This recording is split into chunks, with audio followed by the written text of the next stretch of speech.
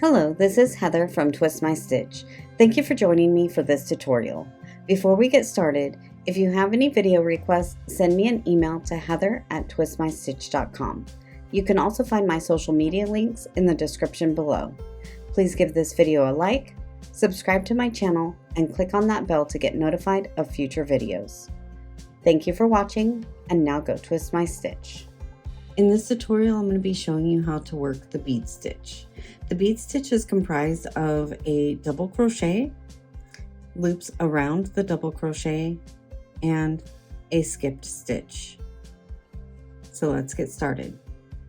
We're going to start with a double crochet in the designated stitch, and in this instance the double crochet is going to go into the very first chain, which is the same as the joining chain.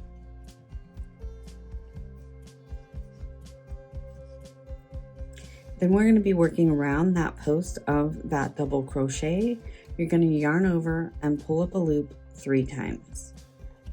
Yarn over, working around that post, pull up a loop.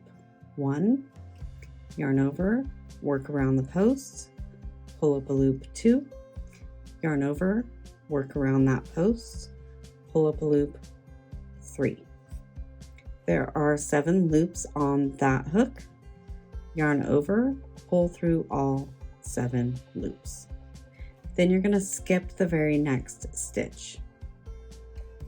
Let me show that to you again. Work a double crochet in the designated stitch, working around the post of that double crochet, yarn over and pull up a loop 3 times. 1, 2, 3, pull through all 7 loops on your hook and skip the next stitch. And that's all there is to the bead stitch. Thank you for watching, and now go twist my stitch.